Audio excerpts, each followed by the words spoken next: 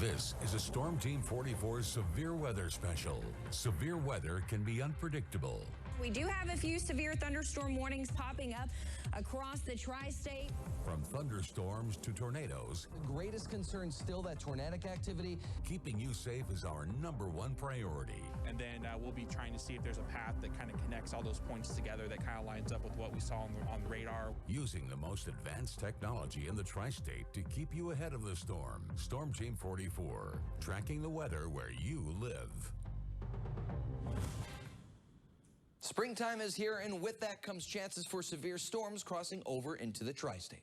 That's why Storm Team 44 is always working to keep you safe and ahead of the storm. So what kind of weather can we expect over these next few months? Let's take a look. The spring season has finally returned to the tri-state, and with it, warmer weather. But we've already been wondering what exactly we can expect from this season ahead. And when we forecast for a season out, we don't necessarily look here at home. We actually turn our attention about 3, 4, 5,000 miles to our southwest. Yes, we focus on the central and eastern Pacific Ocean, believe it or not, because it's what happens here in this large open area of our planet that actually very much influences what happens in our neck of the woods. What we are expected to see this year is what's called a neutral pattern, cooling in the east, warmer air and warmer water in the west. And what that differs from over the last few years is our La Nina events that have been so prevalent for the tri-state, have caused a few bumpy years of whether it was spring, summer, winter, fall. We've had more active weather. Now, this event has finally come to an end, and we look at what will be that neutral event.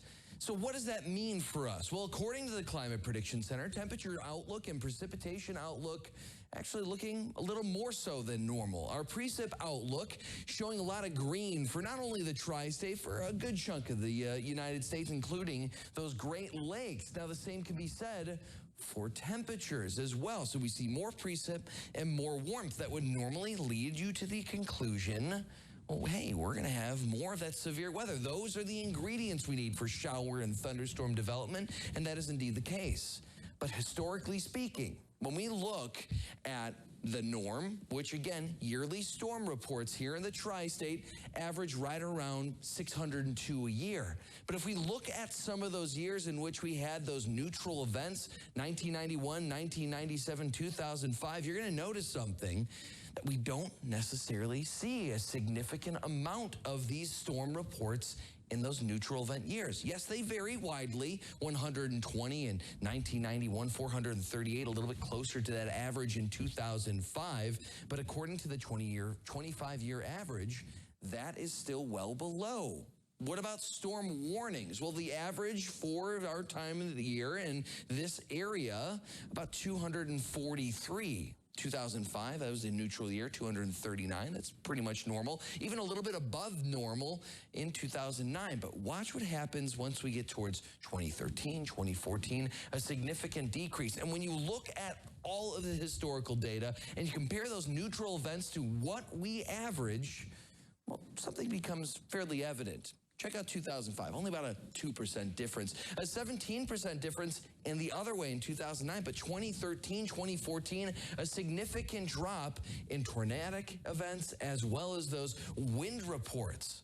Our average reports 206, and those neutral year events, well, we average about 15% less than normal. So historically speaking, as we move forward throughout the spring months, sure, we are going to have our fair share of showers, thunderstorms, potentially severe weather threat as well. But as compared to our average years and our La Nina years that we're just coming off of, it is likely that moving forward, we will see less significant and severe weather, at least for the season ahead. When a storm triggers a tornado warning, sirens like these alert you to a potential life or death situation. As 44 News reporter Ben Thomas explains, when you hear the sirens, you need to take cover. The specific guidelines for sounding sirens like the one you see right there varies from county to county, but when it's activated, it's time to get to a safe place. The city of Evansville in Vanderburgh County operates an outdoor warning siren system that consists of 40 warning sirens located throughout the city and county. When the National Weather Service issues a severe thunderstorm warning or a tornado warning, the County Central Dispatch Center activates the sirens. Protocol in Vanderburgh County is they will be activated for severe storm warning and tornado warning. We have found out over the years that Vanderburgh County has historically more damage from strong winds.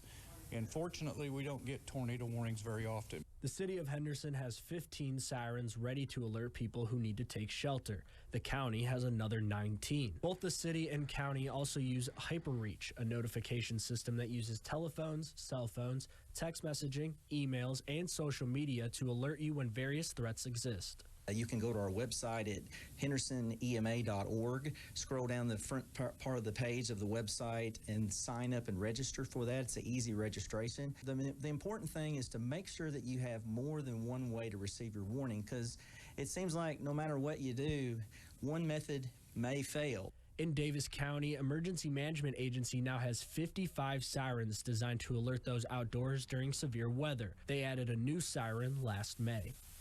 The larger of the sirens are in Owensboro. Within the city limits, they have the most sirens, and we have the balance of that spread out through the county. Do testing on Fridays at noon. All of the tornado sirens are activated unless there's severe weather coming in on a Friday, and then we will cancel that test. Those sirens are tested weekly and monthly depending on the community you live in. Reporting in Vanderburgh County, Ben Thomas, 44 News. During severe weather, it is extremely important to know the difference between a watch and a warning. Knowing the difference between the two can be life-saving. So we're going to break down the differences between these. We've got a severe thunderstorm watch, tornado watch, as well as a severe thunderstorm warning and a tornado warning. These will help you stay safe during severe weather if you take them seriously. So we're going to start with a watch. A watch is issued when conditions are favorable for either a severe thunderstorm or tornadoes. It doesn't mean severe weather is imminent or happening at that particular moment. Most watches are issued hours ahead of the storms. Now, once the watch is issued, it's time to get prepared and have a plan in place in the event severe weather does happen. Moving on to a warning. This is a little bit more serious. It's issued when severe weather is imminent in your area or already happening. There are two things to set off a severe thunderstorm warning: winds at or above 58 miles per hour and or quarter-size hail. If you are in an area with a tornado warning, it is time to act immediately. Get to a safe space, such as a storm shelter. If you don't have one, the best option is usually in a basement or the most interior room of the building or home you are in. So when there is a watch out and get that plan in place. And when there is a warning, take cover now. You can always stay up to date on weather conditions, watches, and warnings by downloading the Storm Team 44 app. Protecting your house from severe weather. We break down the steps you can take to make sure your home is secure. Next.